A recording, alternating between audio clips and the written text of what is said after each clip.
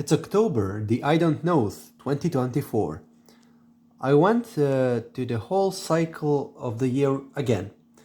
Guess it was better than 2023 for sure, but this year I started to think. Think about what, you might ask yourself. The perfect game. And what would that be? In the recently released game Helldivers 2, the players fight for territory with the bugs or arachnids, tyrannids, and also the robots.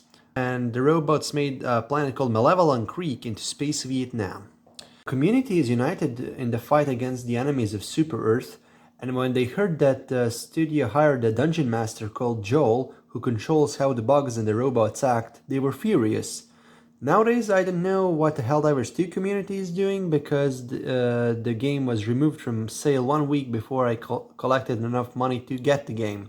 The game Elden Ring, which released 2 years ago now and which got revived with a DLC 2 or 3 months ago now, had, in my opinion, the best combat system for a medieval game. I have not played the game Kingdom Come Deliverance, but I had watched a lot of gameplay, and I think that the realistic combat used in that game could also be used for the purpose of my idea. Now, the best game I've ever played was a community-driven medieval Roblox game called Lionheart's Crusade.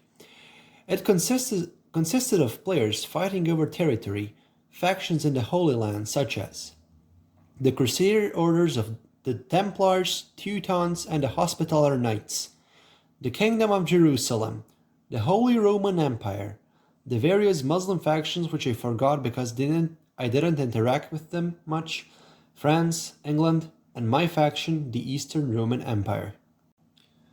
They, or we, fought with each other for territory, similar to how the Helldivers community fights the enemies of Super Earth. In later days, territory outside of the city could be fought over, but in my opinion, that is the update that destroyed the game. The sieges were where the real fun was. 10 lives per player siege, capturing points similar to Team Fortress attack defense mode. Now, to initiate the siege, the attacker had to go to a tower, often guarded, and send out a notification to all players. As soon as we logged in, we could begin the assault on the tower. A game mode could be chosen from Captured Point, King of the Hill, and Deathmatch.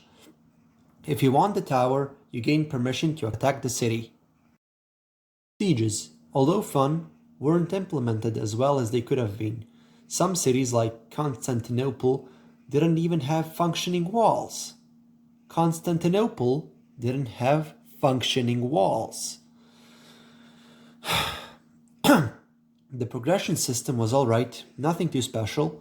There were materials from bronze to Damascus steel. There was no armor, at least not when I was playing.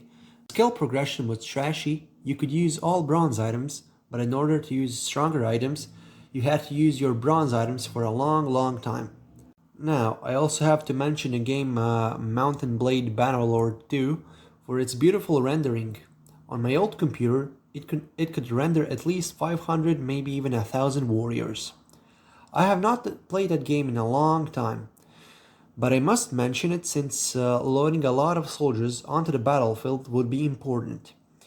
This idea that I'm going to propose will sound crazy, but if one was to combine the best aspects of the games mentioned above, Bannerlord's capability to load 1,000 warriors into a single map and its siege engines, Helldivers' community-driven experience, Elden Ring's or Kingdom Come Deliverance's combat, into a world like that of the Lionheart's Crusade, maybe set in another place in history such as the Baltic Crusade, maybe even the whole of Europe if the technology would allow it.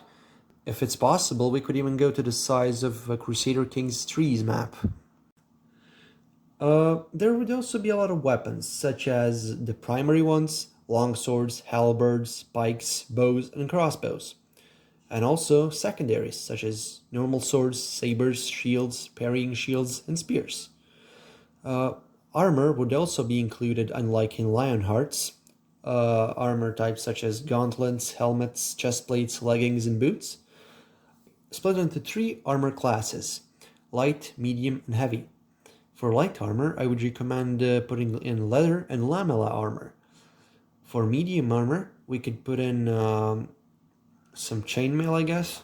I don't know, I guess medium and heavy should be about the same, just that medium should be lighter than heavy. Let's say medium gives you a 10% reduction in speed and heavy armor gives you a 20% reduction in speed. But they should be crafted from the same materials as normal weapons. Let's say if you own a certain settlement such as Constantinople, Paris, or even Alexandria, you can spawn there and earn additional money from selling it to local merchants or own serfs, like a true medieval lord.